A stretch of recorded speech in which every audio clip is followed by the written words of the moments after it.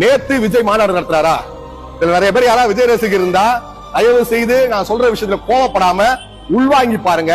கடந்த 2 மாசத்துக்கு முன்னாடி விஜய்க்கு பிறந்த நாள் கொண்டாடினாரு. அப்படி பிறந்த நாள் கொண்டாடும் போது விஜய் மேல உண்மையிலேயே அன்பும் பற்றும் என் வெறியும் கொண்ட ரசிகர்கள் அவர் வீட்டு வாசல்ல போய் ஆயிரக்கணக்கான பேர் நின்னா. ஆனா விஜய் என்ன பண்ணாரு? காரை அந்த கண்ணாடி கூட திறக்காம டோரை போட்டுக்கிட்டு ஏசியை போட்டு நேரா திரிஷா வீட்டுக்கு போயிட்டாரு. திரிஷாவோட நாய கையில தூக்கி கொஞ்சினாரு விஜய். திரிஷாவோட நாய கையில தூக்கி கொஞ்சினாரு.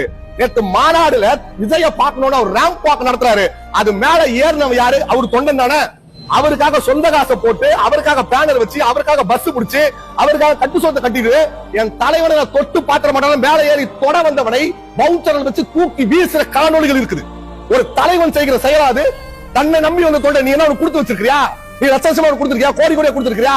அவன் காசு கொடுத்து நீ வாழ்ந்திருப்பியா? நான் உனக்கு கேட்கிறேன், நாளைய தீர்ப்புல நாய் நக்கிற மாதிரி ஒரு மூஞ்சி விஜய்க்கு. அந்த விஜய் இன்னைக்கு ராம்பாக் வந்து நாய் சீண்டி இருக்குமா? விஜய நாய் சீண்டி இருக்குமா? 50 படங்களுக்கு மேல நீங்க நடிச்சிருக்கீங்க. 60 படங்கள் மேல நீங்க நடிச்சிருக்கீங்க. யாரால நீங்க சூப்பர் ஸ்டார்?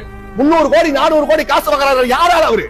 சாதாரண கூலி வேலைக்கு போறவன், கொளுத்து வேலைக்கு போறவன், ஆட்டோ ஓட்டுறவன், கட்டணம் கட்டுறவன், இவன் கொடுக்கிற காசு 1000 ரூபாய் டிக்கெட்.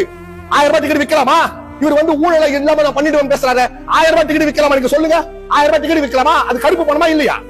அது கருப்பு பணமா இல்லையா சொல்லுங்க. உன்ன சொன்ன கேப்பா விஜயா விற்க சொன்னாருன்னு வா. ஆமா விஜய் தான் விற்க சொன்னாரு. விஜயோட டிக்கெட் ரேட் 150 ரூபாய் தான் விற்கும்னா விஜய்க்கு எவ்வளவு 300 கோடி கொடுக்க மாட்டான். விஜயோட டிக்கெட் ரேட் 1000 ரூபாய் வித்தானா 4 நாள் 400 கோடி 500 கோடி சம்பாதிச்சு எப்படி? அதனாலதான் இவருக்கு காசு கொடுக்கலாம் 300 கோடி.